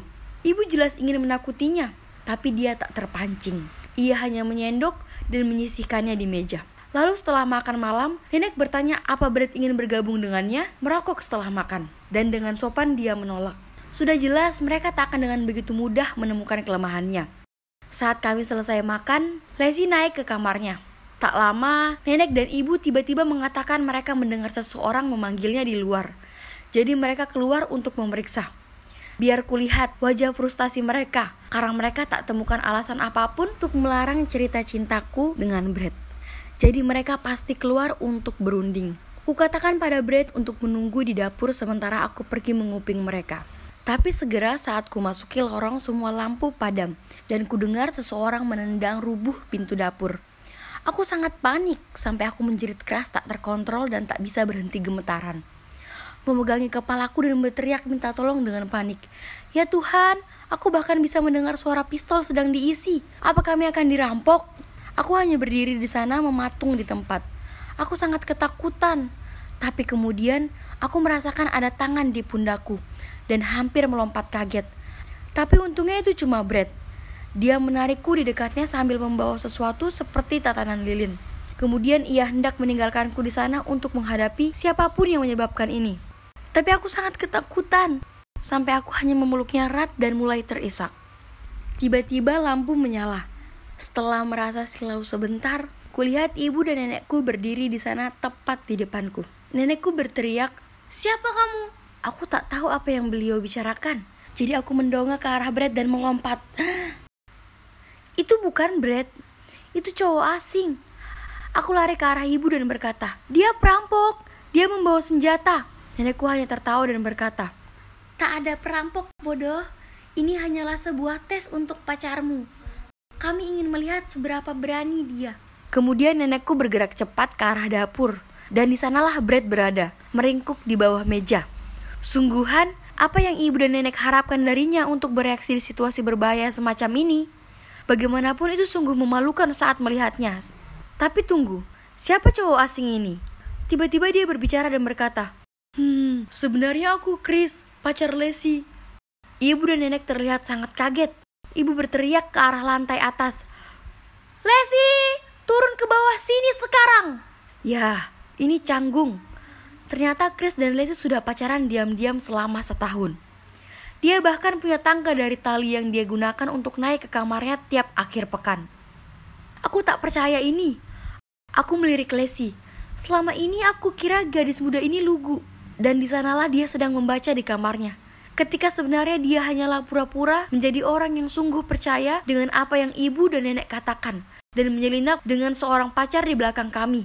Sangat bijaksana daripada aku.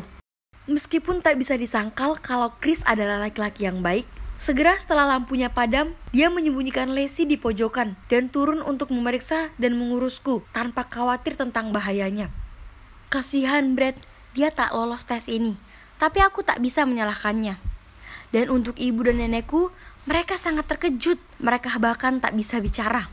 Lacey meminta mereka untuk menerima Chris dan memberi mereka izin untuk berpacaran. Tapi ibu dan nenek hanya mengacuhkannya dan pergi ke kamar mereka. Setelahnya, Chris sering datang, tapi ibu dan nenekku mempermalukannya sama seperti mereka telah mempermalukan Brad. Selalu mengetesnya. Suatu malam mereka bahkan mengadakan kuis untuk melihat seberapa pintar dia. Dan mereka bahkan mengirimkan pesan palsu ke ponsel Lacey, pura-pura jadi laki-laki lain untuk melihat seberapa cemburu dia, tapi dia tak terpancing. Dia dan Lacey adalah pasangan yang solid. Kasihan Chris dan Brad, mereka tak bisa istirahat sejenak. Ibu dan nenek terus-terusan mengatakan Brad adalah pengecut dan Chris itu adalah licik, dan mereka sangat kasar pada mereka. Aku sadar tak ada pria manapun yang bisa memuaskan mereka. Masa lalu mereka masih menghantui mereka dan prasangka mereka sangat ekstrim. Tapi tak peduli, mereka benci pacar kami. Lacey dan aku tak akan menyerah. Ulang tahun nenek tiba. Aku dan Lacey mengatakan kami punya hadiah besar untuknya. Respon nenek yaitu, gadis-gadis, satu-satunya hadiah yang kuinginkan sekarang adalah agar kalian berdua campakkan pacar kalian. Hanya itu satu hal yang akan membuatku senang. Lacey tersenyum dan berkata, tentu nek, apapun untuk nenek. Kemudian dia mengeluarkan tes kehamilan dan berkata, tapi nek, aku akan punya bayi dengan Chris. Tapi jika ini akan membuat nenek senang, aku akan memutuskannya dan membesarkan bayi ini sendiri. Seperti nenek membesarkan ibu, dan sebagaimana ibu membesarkan Gemma dan aku. Ibu dan nenek terlihat seolah akan pingsan, dan sebelum mereka bisa mengatakan apapun, aku melanjutkan. Brad dan aku juga akan putus, meskipun aku ingin kalian tahu, aku sangat mencintainya. Jika kalian lebih suka aku sendiri sepanjang sisa hidupku, aku akan melakukannya. Karena kalian selalu mengatakan, pria itu racun. Bahkan, aku memutuskan akan menjadi seorang birawati. Aku akan berhenti sekolah dan aku akan berangkat ke biara minggu depan. Saat ini, ibu menitikkan air mata dan meraih tanganku dan mengatakan, sayang, jangan memilih jalan yang begitu sepi. Tetaplah bersama kami. Nenekku juga menangis dan memeluk Lacey. Sayang, jangan bodoh. Bayimu tak bisa tumbuh tanpa ayah. Chris adalah laki-laki yang luar biasa. Jangan dengarkan aku. Dia itu hebat. Aku sangat menyesal. Jadi, begitulah. Lacey dan aku masih tetap bersama Chris dan Brad. Dan kami sangat berbahagia.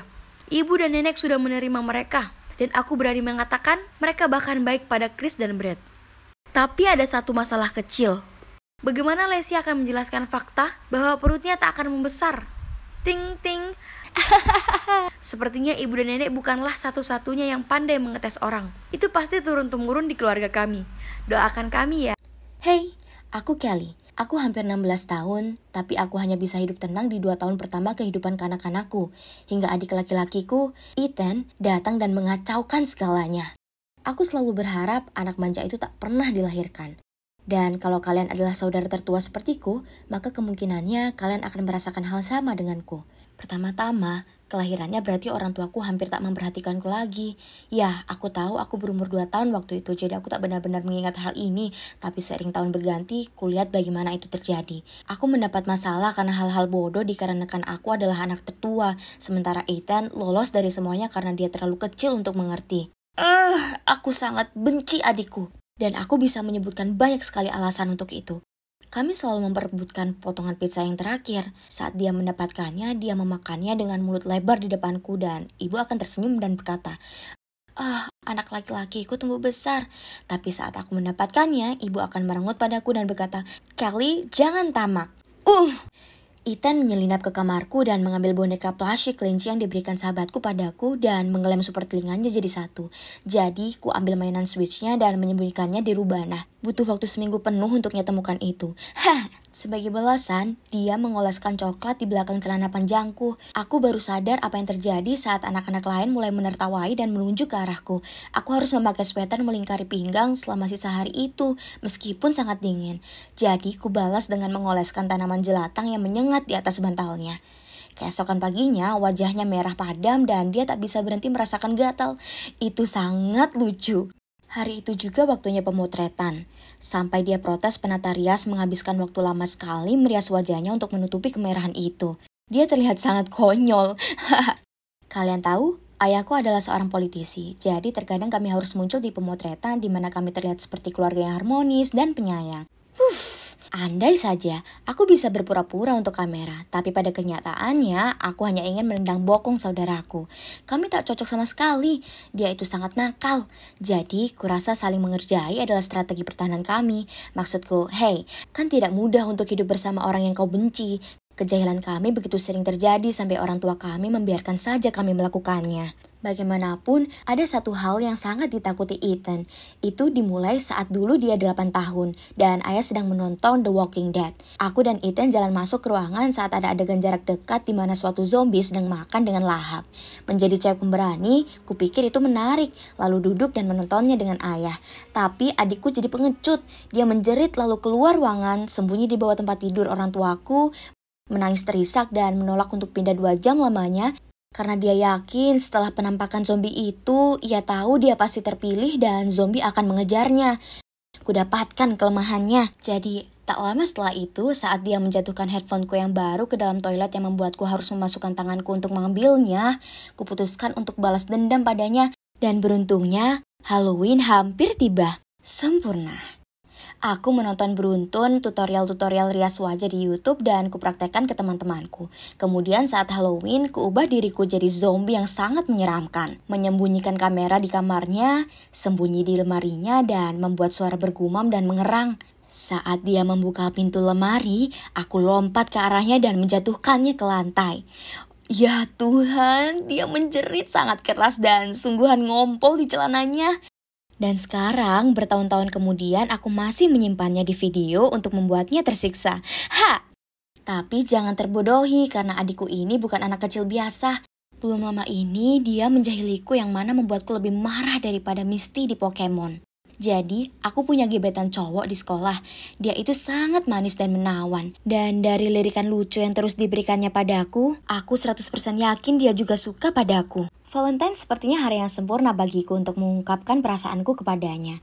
Jadi aku begadang hingga tengah malam di malam sebelumnya membuat coklat untuknya. Kutinggalkan coklat yang telah terbungkus dengan kasih sayang dan kotaknya di dapur lalu pergi tidur. Hari berikutnya ku ambil kotak itu dan saat makan siang ku berikan itu ke gebetanku. Yang membuatku sangat kecewa saat membukanya, bukannya coklat berbentuk hati yang sudah berjam-jam ku buat, ada foto-foto masa kecilku yang memalukan. Termasuk sebuah foto saat aku masih 12 tahun dengan banyak sekali jerawat di wajahku. Ada juga aku saat balita tertidur dengan mulut terbuka dan liur menetes di daguku. Dan satu lagi saat aku bayi dengan semangkuk bubur di atas kepalaku. Kemudian gebetanku mengangkat sebuah catatan bertuliskan, "Coklat yang enak, Kak." Anak nakal yang licik itu. Meskipun gebetanku terus mengatakan kalau aku terlihat imut di foto-foto itu dan dia menyukainya lebih dari coklat, aku masih ingin memberi anak nakal itu pukulan tepat di wajahnya yang menyebalkan. Ya Tuhan, aku mohon padamu, tolong ambil dia dariku. Aku akan jadi baik, akan kukerjakan PR-ku tepat waktu dan aku akan berhenti meminjam parfum mahal ibuku. Oke, jadi mungkin ini adalah keinginanku, tapi aku tak pernah menyangka kalau itu akan jadi nyata. Malam itu malam yang normal di meja makan. Ethan terpaku pada ponselnya dan ibu jadi sangat kesal dan membuatnya membereskan meja. Sementara dia melakukan itu, kulihat sebuah pesan muncul di ponselnya dari yang namanya Shopee. Mengatakan, "Oke, aku akan menemuimu di depan bioskop jam 8 malam. Aku menantikannya." Apa? Ethan ada kencan. Oh, adik kecilku yang manis, ini saatnya pembalasan karena mengacaukan coklat untuk gebetanku. Jadi aku diam-diam mengikuti Ethan ke bioskop. Karena bioskop itu cukup dekat dengan rumah kami berdua berjalan. Dia jalan pintas ke taman. Ya ampun, taman itu sangat seram di jam ini. Aku bersumpah pepohonan jadi terlihat seperti monster. Lalu aku melihat sesuatu yang menyala di dekat kakiku. Aku mengambilnya, itu adalah ponsel Ethan. Dasar idiot. Aku hendak berencana membuatnya berupaya keras untuk mendapatkannya kembali. Saat aku berjalan keluar taman, kulihat van berwarna hitam terparkir dekat situ. Tiba-tiba aku dengar sebuah teriakan dan kulihat 2 pria besar berusaha menyeret Ethan menuju ke van hitam itu. Ethan menangis dan berontak dengan perlawanan sengit, tapi adikku yang 14 tahun, kurus dan lemah itu bukan tandingan bagi kedua pria itu. Apa? Beraninya mereka berusaha menculik adikku. Dia mungkin saja manusia paling menjengkelkan di planet ini, tapi dia adalah adikku yang menyebalkan. Tak mungkin aku membiarkan ini terjadi. Aku bergegas maju dan berteriak, "Ethan, lakukan mode zombie!" Kehadiranku mengejutkan 2 penculik itu dan ini membuat mereka makin intens menyeretnya ke arah van. Saat tiba-tiba Ethan menggigit keras tangan laki-laki yang menutup mulutnya, persis seperti apa yang selalu dilakukan zombie. Bagus Dick, pria itu menangis dan mengibaskan tangannya. Pria lain itu menarik lengan Ethan tapi dia berhasil merangkak untuk berdiri. Saat pria itu berusaha mendorongnya masuk ke dalam van, Ethan mencuri kesempatan dan menendangnya tepat di tengah kaki pria itu. Ouch. Sementara ini terjadi, aku menelpon polisi dan menyuruh mereka cepat. Kemudian kulihat bajingan dengan tangan tergigit itu hendak mencengkeram Ethan lagi. Jadi aku berteriak keras, "Ethan, lari!" Dia berlari cepat keluar taman dan pria yang tergigit itu mengikutinya. Itu persis seperti pengejaran zombie sungguhan. Tiba-tiba aku merasakan ada lengan yang melingkar di pinggangku. Oh tidak, itu pria yang satunya. Dia mengatakan, "Kurasa sekarang kaulah yang harus pergi." Sebelum dia mengangkatku dan membawaku kembali ke van itu. Aku berteriak serta berusaha memukul dan menendang, tapi dia terlalu kuat. Dia melemparkanku masuk ke bagian belakang van, tapi sebelum dia bisa masuk, ku banting pintu van dengan cepat mengunci pintunya dari dalam untuk menahannya di luar. Untung bagiku, bukan dia, tapi pria yang mengejar Ethan lah yang membawa kuncinya. Aku takut sekali saat penculik itu terus meneriakiku dari luar, tapi aku bahkan lebih takut membayangkan Ethan bisa celaka di luar sana. Kemudian tiba-tiba terdengar suaranya, "Hei, hentikan!" Apa dia tertangkap? Kulihat keluar untuk menyaksikan sebaliknya.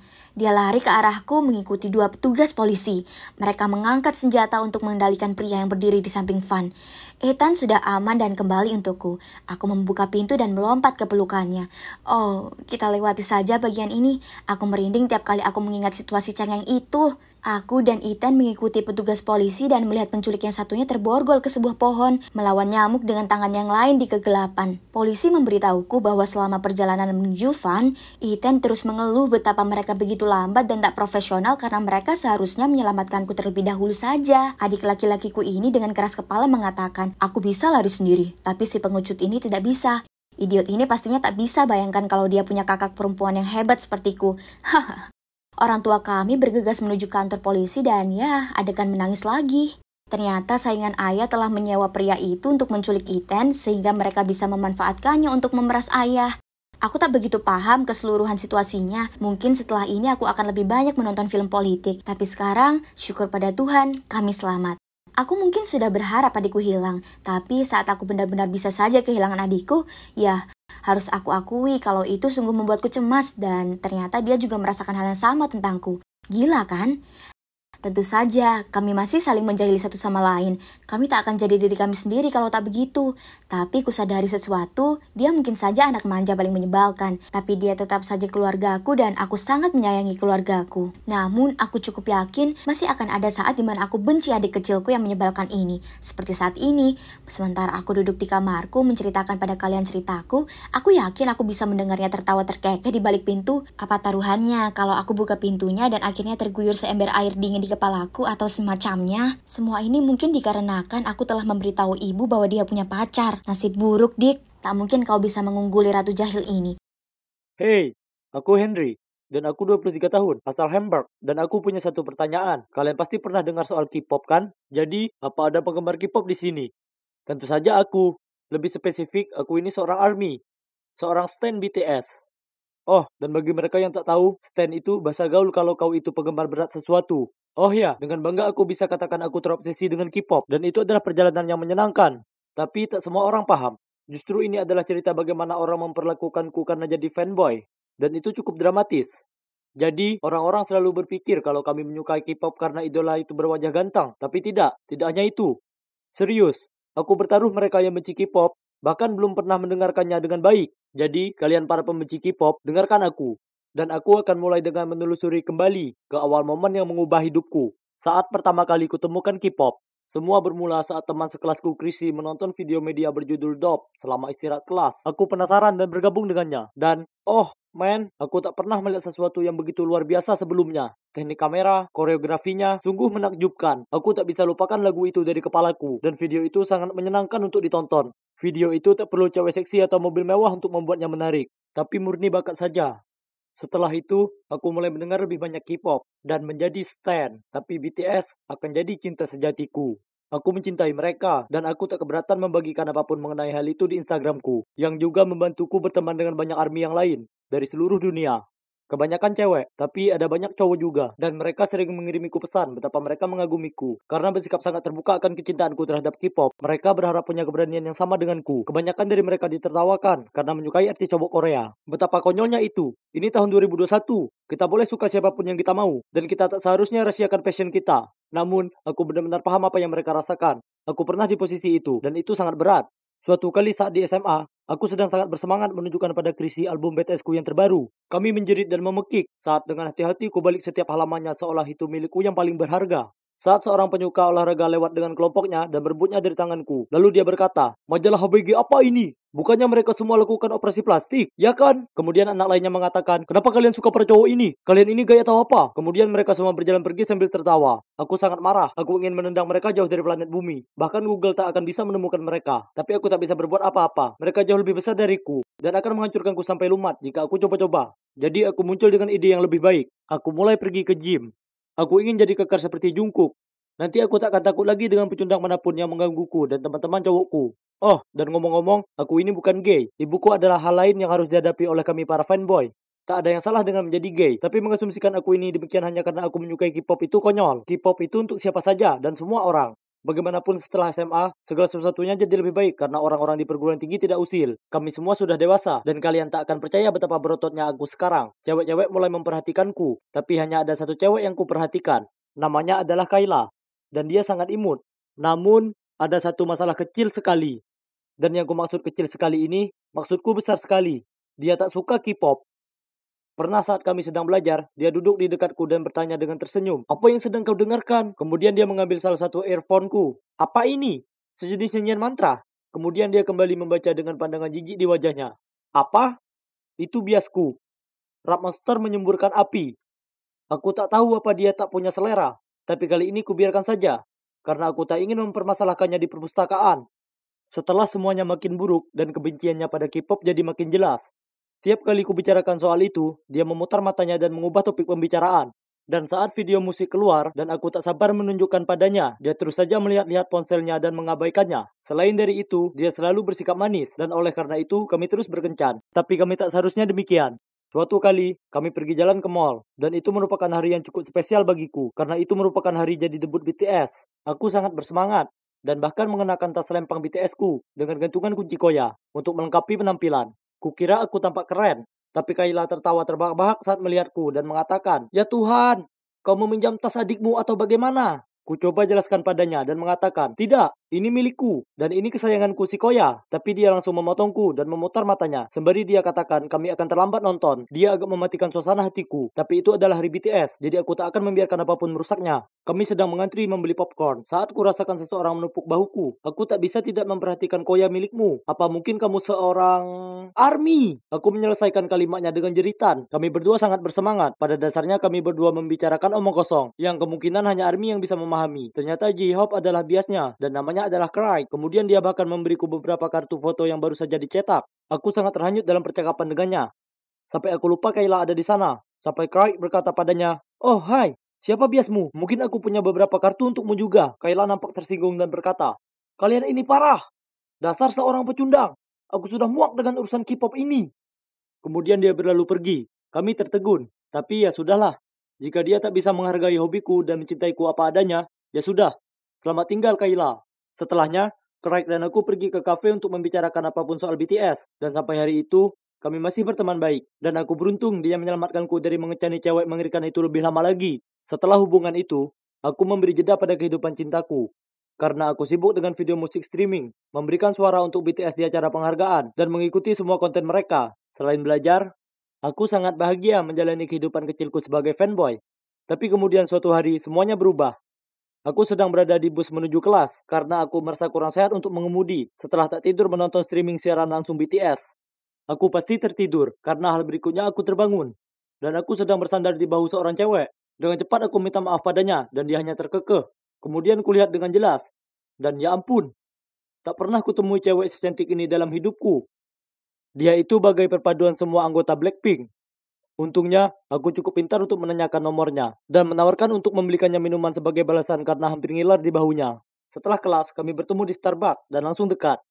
Namanya Clara, dan dia sangat pintar dan cantik. Aku harus jadikan dia milikku, jadi kuputuskan untuk mengubah taktik sedikit. Aku akan menunggu sebentar sebelum memberitahunya kalau aku ini fanboy.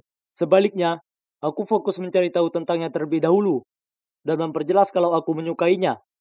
Kemudian, saat yang tepat pun datang. Aku berbagi padanya tentang passionku pada K-pop. Tak lama kami jadi cukup serius dan melakukan apapun bersama. Dan akhirnya kurasakan momen itu tiba.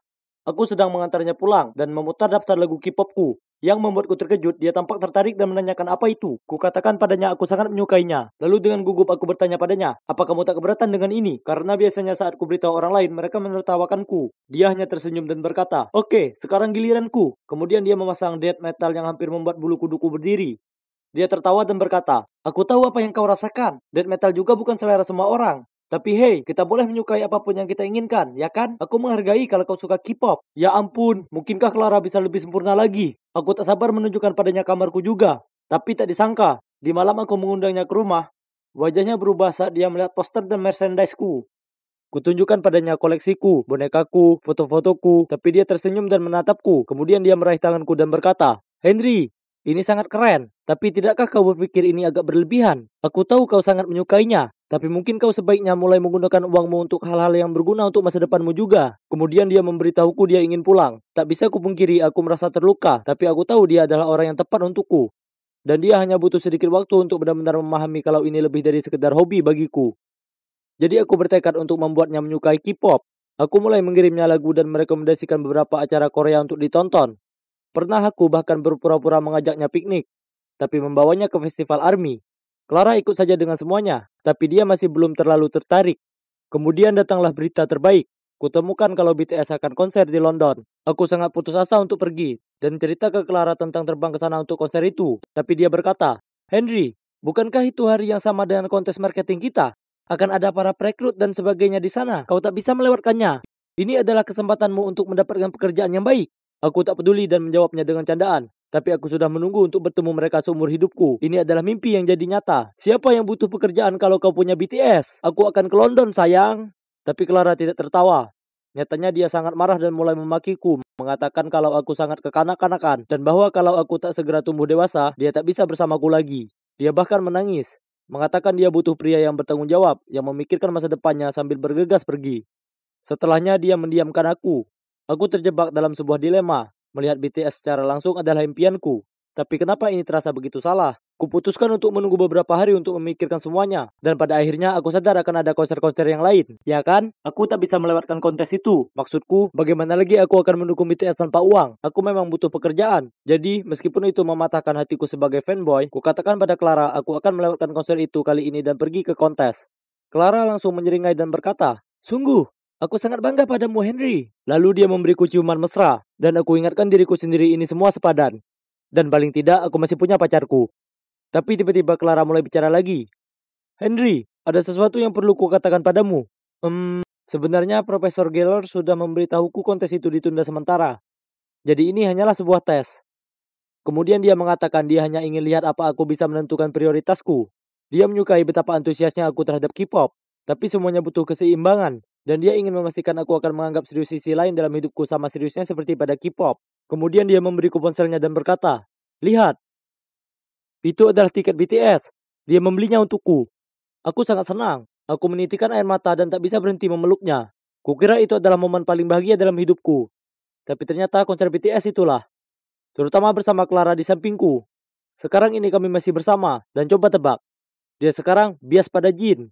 Serius, dia itu cewek sempurna bagiku. Dan aku tak sabar menghabiskan hidupku bersamanya. Jika di tahun 2031, kalian melihat sebuah keluarga terdiri dari 4 orang yang menjerit di konser BTS. Kemungkinannya itu adalah aku dan Clara serta anak kami di masa depan. Jangan malu, datanglah dan menyapa. Keluarga, mereka itu rumit. Betul. Aku pernah berpikir keluargaku sangat bahagia. Tidak. Sama seperti saat balon air jadi terlalu besar dan kemudian meletus. Ibu dan ayah berpisah setelah satu pertengkaran yang bodoh. Setelah itu, ayah keluar dari rumah. Aku dan adikku Katie diberi pilihan sulit. Salah satu dari kami akan tinggal di sini bersama ibu, dan yang lain akan pergi dan tinggal bersama ayah dan pacar barunya Zara. Katie itu sangat manis, baik, dan sensitif.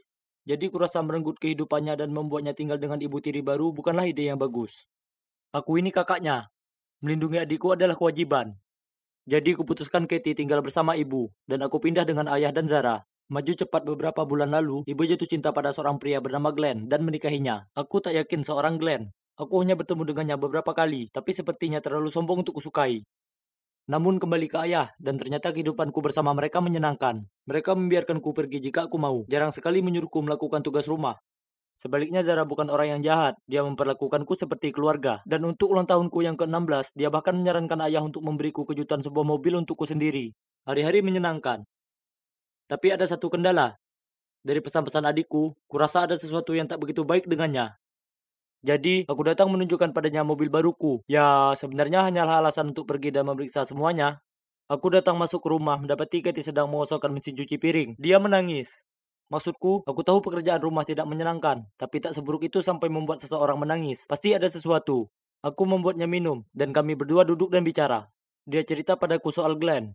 Dia tak menyukainya dan terus memberinya masalah. Katie mengatakan, dia selalu menganggapku duri dalam pandangannya, karena dia ingin ibu curahkan semua waktunya bersamanya. Dia menyuruhku melakukan semua pekerjaan rumah, tapi saat ibu datang dari kantor, dia bilang dia yang melakukannya. Jika aku coba mempertanyakan ini padanya, dia akan memberiku masalah dengan bohong ke ibu tentangku. Seperti suatu kali dia bilang aku berkata kotor padanya dan mencuri $20 dari dompetnya. Aku tak suka mendengar ini, jadi aku bertanya padanya, apakah kau sudah coba beritahu ibu apa yang terjadi? Dia menganggukkan kepala dan bergumam. Ya, ibu bilang aku hanya malas dan iri. Aku merespon, kedengarannya ibu terbutakan cinta. Jangan khawatir, Dick, dia akan segera sadar dan mengerti. Dia menyeka air matanya dan mengatakan, kuharap begitu, Rory, karena semuanya sungguh menyesakan di sini. Ku bilang padanya untuk beritahu aku lain kali jika Glenn melakukan hal licik. Wah, ternyata laki-laki itu suka bermain kotor. Beberapa hari kemudian, dia mengganti minyak masak jadi whisky. Jadi saat ibu mulai memasak, semuanya jadi terbakar.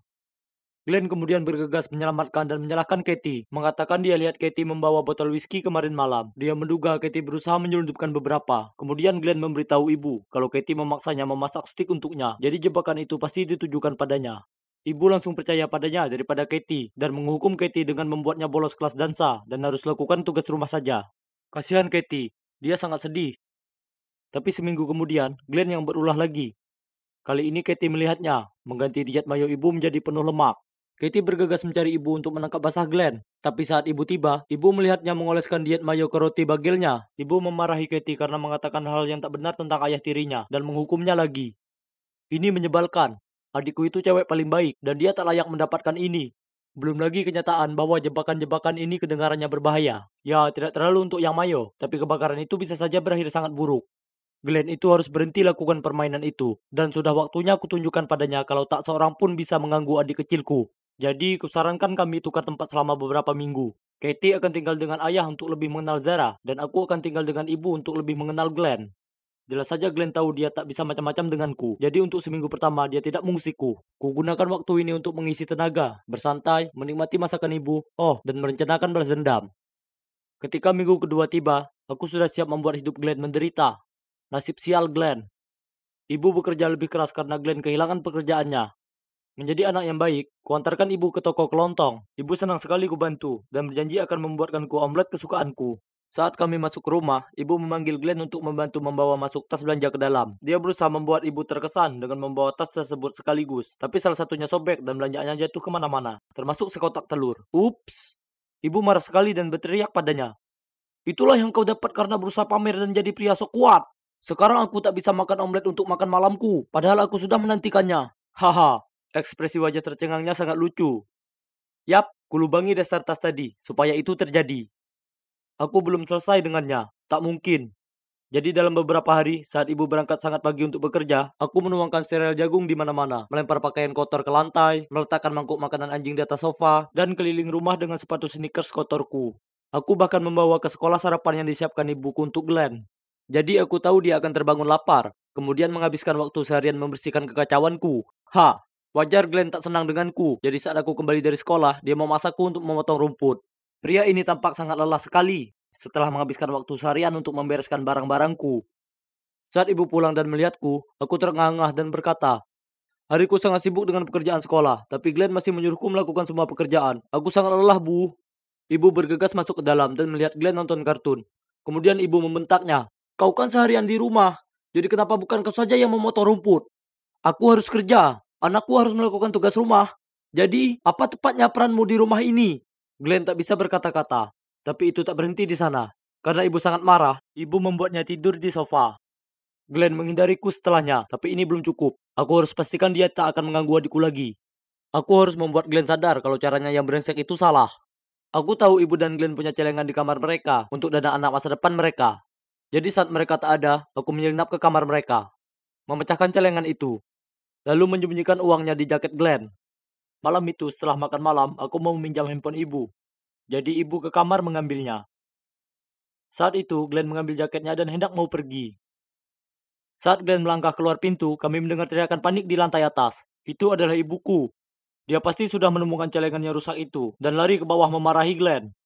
Dia berdiri di depan pintu kebingungan, lalu kemudian ibu memeriksa jaketnya dan disitulah uangnya. Dengan marah ibu melambaikannya di depan wajahnya. Apa ini ha? Kau akan keluar menghabiskan tabungan untuk anak kita, ya kan? Kau ini tak menghasilkan uang, jadi berhenti mengacaukan semuanya. Mereka bertengkar di luar, jadi aku naik ke kamarku dan melihatnya dari jendela. Tiba-tiba sebuah mobil parkir dan keluar seorang cewek berpakaian indah. Oh wow, itu Katie. Dia lari ke ibu dan memeluknya. Kemudian, ayah dan Zara muncul. Ternyata Katie bersenang-senang di tempat ayah. Zara selalu ingin punya anak perempuan, jadi saat Katie datang, Zara sangat senang dan telah mengajaknya berbelanja, potong rambut, dan memanjakannya. Saat ibu melihat putrinya mendapat kehidupannya lebih baik dengan ibu tirinya, aku cukup yakin ia tersadar betapa buruk perlakuannya. Bisa kulihat dari wajahnya yang malu. Aku bergegas turun dan menyapa adikku. Kemudian aku berkata pada ibu, Ibu seharusnya memperhatikan Katie. Glenn memperlakukanku dengan buruk. Dan ibu tak tahu betapa kerasnya Glenn terhadapnya. Kami menyayangimu, jadi tolong percayalah pada Katie, seperti ibu percaya padaku. Kemudian aku menengok ke Glenn. Anda ini suaminya, tapi itu tak berarti Anda bisa menggantikan kami di hati ibu. Ibu selalu menyayangi anak-anaknya. Jangan berusaha memisahkan kami, atau aku akan kembali. Aku mengedip padanya. Ya, oke, dia menggerutu. Kemudian dia berkata pada Katie, aku minta maaf Katie, bagaimana kalau kita mulai lagi dari awal? Katie tersenyum manis dan berkata, oke, aku suka itu. Sepertinya aku sudah menyelamatkan hari. Sekarang Glenn tahu, kalau sampai dia macam-macam lagi dengan Katie, maka aku akan kembali. Setelahnya, ibu masih menyuruh Glenn melakukan semua pekerjaan rumah, tapi Katie menjadi anaknya manis dengan membantu Glenn mengerjakannya. Dan untuk aku kembali tinggal di tempat ayah. Aku lebih sering ke sana untuk memeriksa Katie dan memberi ibu tumpangan ke toko kelontong. Dan Katie sering datang untuk acara barbeque dan memanjakan diri bersama Zara. Jadi pada akhirnya, semuanya berjalan lancar, dan sekarang kami adalah satu keluarga besar yang gila. Tapi, selama semua orang bahagia dan tak berusaha mengganggu adik kecilku, maka tak masalah denganku.